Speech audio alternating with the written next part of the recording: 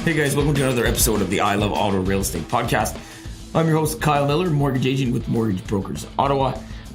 Coming at you today, I'm actually coming solo today. Not really going to do a 5-tip thing, but definitely want to go over something that's going to be, it's in the news a lot. If you're buying this spring, it's going in our market anyway. It's going to be something that comes up definitely with your conversation with your realtor, which is actually going in with no conditions. And it's an interesting concept that is not new, but I like to have a chat about it so everyone knows what's going down. So we're going to go chatting about no conditions.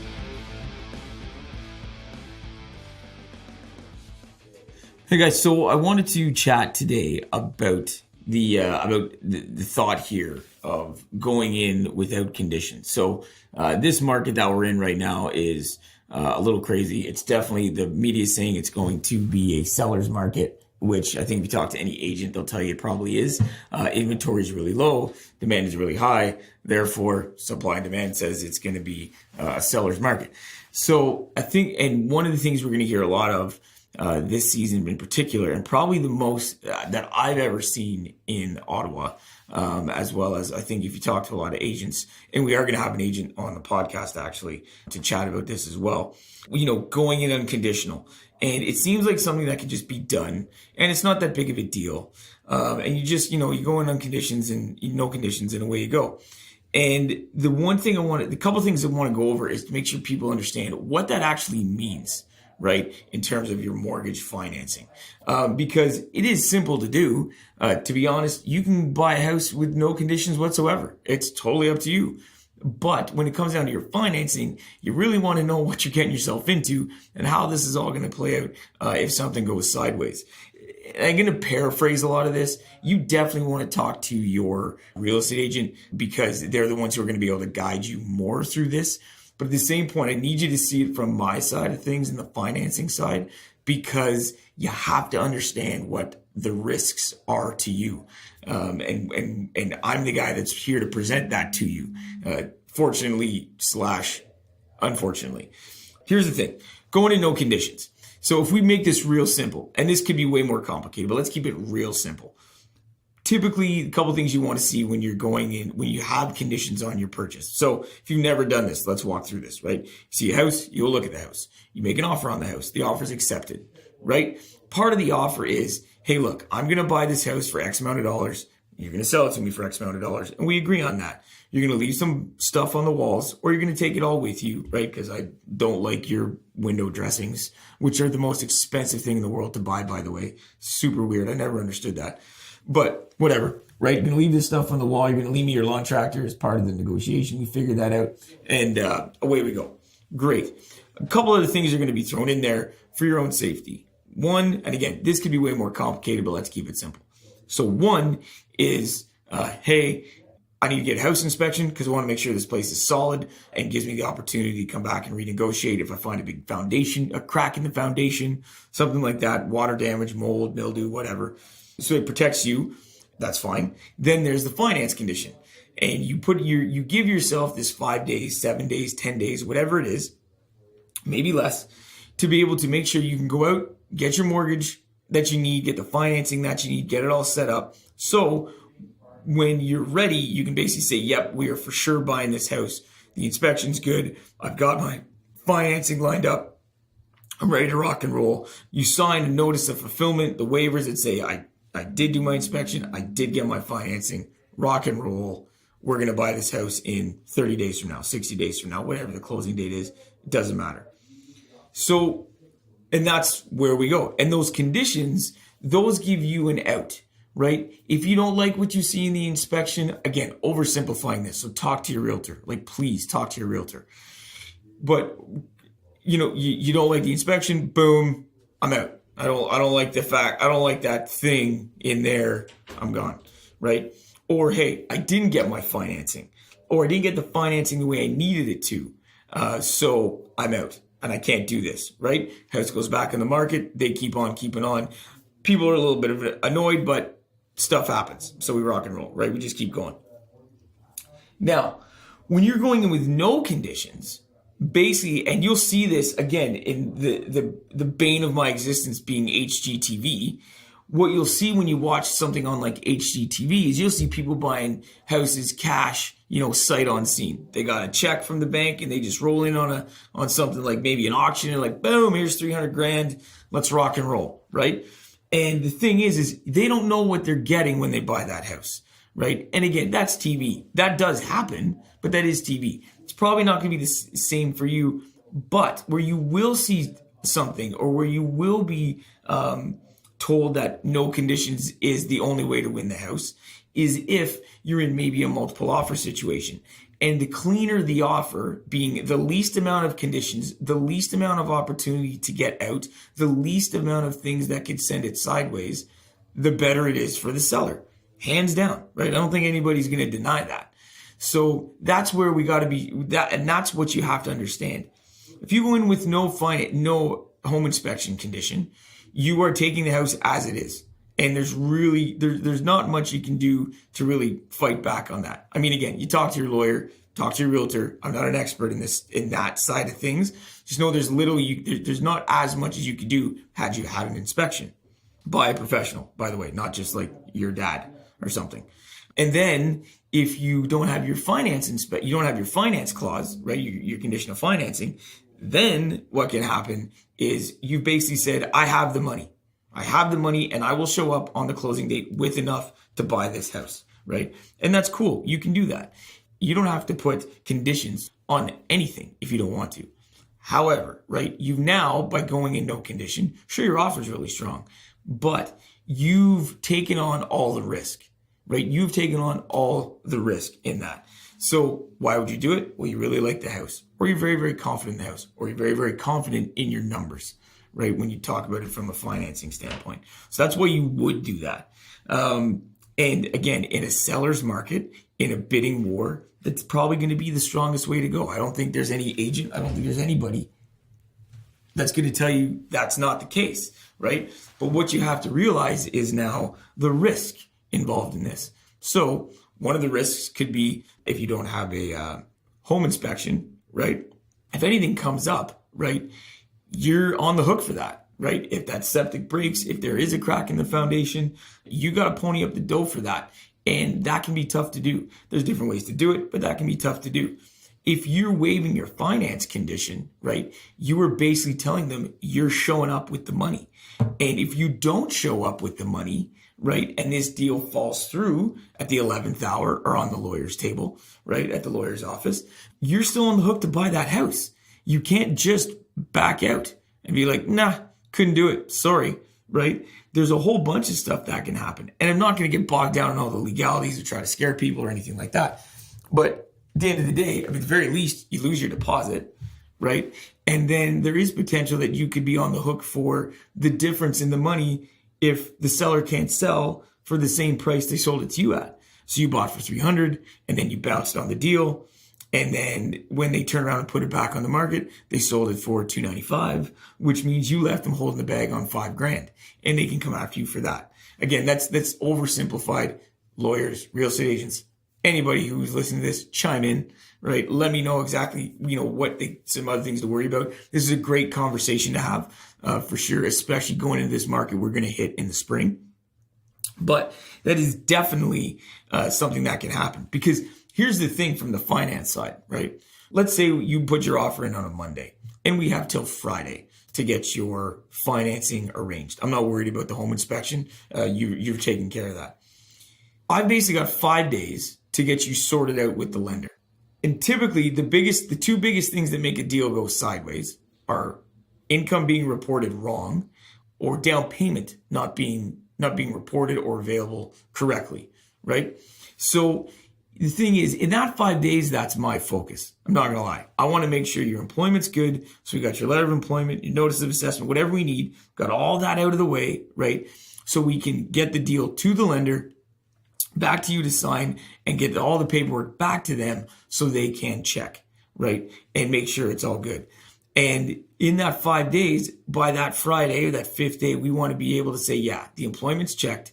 The down payment is good. The rest of that stuff we can figure out. Things like void check, who your lawyer is, maybe some final inspection things, or the notice of fulfillment coming back to me, a bunch of little stuff, right? Stuff that's probably not going to make a deal go sideways, like money would. So that's the stuff we're aiming for to get done by that day. However, the one thing you have to really understand is that things can change. And when you waive financing, whether you did it right off the bat or even after, things can change, right? That can change your approval. The approval you get is an approval conditional on you satisfying what the lender's asked for. And if I do all my work right on the front end, I'm going to have all your documents. I'm going to look at them. My experience and the knowledge I have is going to tell me, yes, the lender, there's a high probability to the tune of 99% that they are going to accept this and it's all going to be fine, right? But there have been cases where people have given me one thing or told me one thing and given me another and still gone out and tried to buy the house and it hasn't worked out, right? Told me that they were employed full time, but it turns out it's only a contract. Told me that they're guaranteed hours, but their boss won't write them a letter that says they're guaranteed, right? Even though they work that every week, there's a chance that they won't. And then when that happens, it changes the whole deal. With people going in without the right knowledge, without the right understanding, going in unconditional, it can be very stressful, right? And that puts us in a real weird, awkward position when we have to scramble and find alternative financing with first mortgages, second mortgages, co-signers, borrow down payments now, which puts us into an alternative lending space as well. Different things like that. You want to make sure you really understand what you're getting yourself into and that you're super confident with what's going on, because in your own situation, not because your buddy did it this way, in your own situation, you want to do a lot of homework up front to make sure that you've got everything set the way you need it to be able to do this as confidently as possible. Because there is always a chance that the deal is going to go a little sideways on something. I've had a situation, this is a perfect example. I've had a situation where a client signed, we were closing the deal in 3 months, we had the employment checked, we thought we had the employment checked, right? And the lender, because they were closing in 3 months, the lender didn't call the letter of employment. Because that's the thing. The lender looks at your pay stubs. They look at your letter of employment to see if they match. And then they call the letter to make sure it wasn't just your buddy writing you a letter who works at in HR. It's a 3-step process. And that happens pretty much 99% of the time. And what happened was they waited to call the employer, right? And it's not that he wasn't employed. Everything was legit. The problem was when they called, he had been laid off the week before. So the question to you now is, okay, I was approved based on me working at this place. They just called and found out I don't work there. I'm still approved, right? Wrong. You are not approved anymore, because in every mortgage, there's a clause that says, hey, if we find out the information you've told us, whether you were lying about it or shit just happened, right? If we find out that it's materially different and we don't like it, we don't have to do this deal anymore. That's what happened. That was a material change in this guy's employment. He wasn't employed anymore, right? So what do? We fixed it. It's all good. He still got his house. Everything's good, right? I'm not going to bore you with the details on that one. A lot of fun. But the thing is, there was a material change. I had another case, another client of mine who wasn't a client of mine when this happened, but they went to buy their house, right? And if you look at any of my videos, you hear me talk about like GDS, TDS, and ratios and stuff like that. What happened to these two is that they bought their house, got their approval, and about 2 weeks before closing, they went and they spent some money to, get furniture and get appliances and stuff for the house. Well, because they put it on credit, the lender checked their credit about 7 days before closing and found out that they had racked up this bill of $5 or $10 grand, which isn't insurmountable, but for them, it actually was. It's through their ratios out of whack to the point where the lender didn't want to lend them the money. So here they are, they have to close, but they don't have any money anymore. They got 7 days to fix it, right? So the thing is again, with that, they found a way to fix it. It was all good. Everybody lives in their house now. It's great. But the whole thing is that a material change in the mortgage can really set things off, right? So as much as I'm talking about going in no conditions, I'm talking about every mortgage in general. And what you have to understand is what risk you're taking when doing this, right? Now, don't get me wrong. Lenders don't want to not give you money. That's what they do. That's how they make billions of dollars a year, is to give you money. They're not looking for a reason to not give it to you. What they are looking for is to make sure, A, you haven't lied to them, and B, they don't have any other risk involved, right? They're not trying to give someone money who's not supposed to have the money, right? That's why when you go in unconditional, you really want to do your homework ahead of time and make sure that you're confident this can happen in either, with plan A, plan B, plan C, and plan D, just in case anything goes a little sideways, right? And I guess the question I have to realtors and even sellers, right? And I get the sales tactic behind this, and I get the bravado, I don't know if that's the word for it, the why you would be, even the marketing potential. Hey, we sold this house in multiple offers for over asking, and away we go, right? And it's good for you, it's good for the seller, everybody wins. And it's a good marketing thing that you've presented yourself in a way that you can do that. And that's a great skill. That's a great tactic to be able to figure that out. But is it not dangerous? And I guess the question is, why are we doing that? Why are we going to do that? Why are we going to, the deal falls apart at the 11th hour because someone had to go in with no conditions, right? Everybody loses still.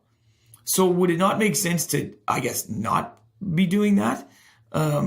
Or does it just go way back? Does it push more back to the buyer and say, you better be really, really, really sure, right, that you can do this, which then falls back to guys like me, which, again, I'm okay with, because I'm telling everybody right now, I've told everybody already, right? When you sign this, if you can't meet those conditions, no matter what stage of the game that is, the money doesn't come to you. So we definitely want to make sure we're doing our homework, because I just can't guarantee that it's always going to happen, right? If you change something. Some other risks that happen with going in unconditional, especially when things go over asking.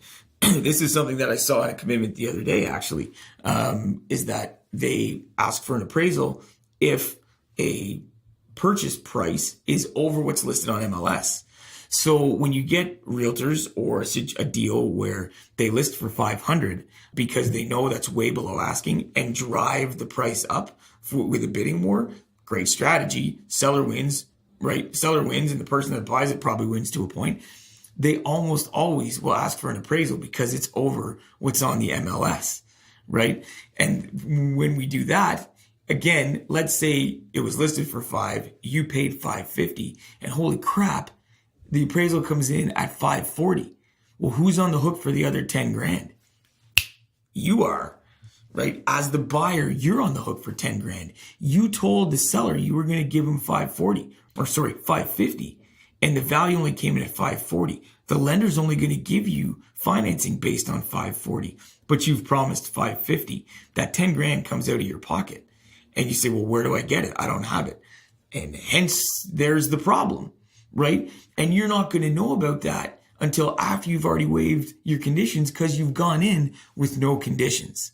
So you see where the risk lies there, and you really have to open the lines of communication with your broker, with your banker, about any of that stuff that's going on, to make sure that you are as prepared as you can be to deal with whatever situation comes up.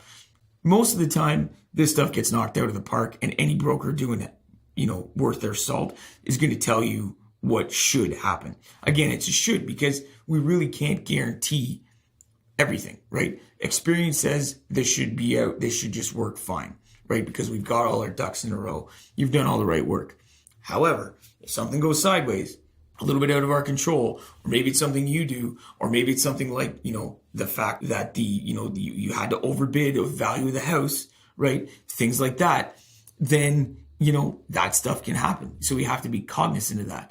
And I'm not talking to the people who are like, oh, I just went out on Saturday and I bought a house and I have no idea how I'm getting the money for it. And, oops, right? I'm talking to the people who are actively looking and who are really need to buy, want to buy, and are going to be in a situation like this, and how much the extra planning and preparedness for plan A, B, C, and D can do to help you go in there confidently. And if you have to play the game of no conditions, then, you can do it with a sense of confidence. Never a guarantee, but a sense of confidence for sure. And again, I would like to see what the conversation is about why we think this is a good strategy when so many things can go wrong, and why we think we have to force that on people to do, and why. And it's always like, who's the first guy to do it? Who's the first guy who said, I'll just go no conditions and roll the dice, right? So it's an interesting thought. I get why it has to happen. I get the market that we're going into. It's exciting. It's fired up. People are going to make some money, and people are going to get some nice houses and win. And I know people like to feel like they've won, but I question sometimes why we think we have to do something like that. So it's an interesting topic, and I would love some feedback on it for people to comment either on the Facebook page. This is going to be up on YouTube as well, so you can. The YouTube video is always a good place to chat about this. Or you just hit me up on email, right? Whatever, and have a chat about it. Because, like I said, I know it's going to happen, and you want to be as confident as you can. I don't know that if it's going to be the norm this year, but we've already seen a whole bunch of multiple offers. I've had clients come to me on their second or third time they've tried to win a multiple offer and lost because they weren't not prepared. They just weren't comfortable with going in no condition, especially on a resale house, which, again, I could see. It's an interesting debate. But I think at the end of the day, the big thing here is to just go in as prepared as you can. Documentation out the wazoo, checking all your numbers, making sure there is a backup plan. Like, can you do a first and second mortgage? Will your bank let you? Will your lender let you? Can you afford to pay an alternative rate of, 1% or 2% higher if things really went sideways? Because they will do some creative financing like that. Can you get a cosigner? Just in case. We don't want to do all this, but at the same point, going in unconditional without being prepared for the what ifs, as many as they could be, that's just a scary proposition. So there's a whole bunch of points in there to worry about. And I think the ultimate one is communication, right? Just chat. Talk to your broker, talk to your banker, and figure out what the best course of action is if you feel you're going to be in that situation. And there are some brokers who are just going to flat out tell you, don't do it. It's too tight. It's too close. There's not enough wiggle room, whatever it may be.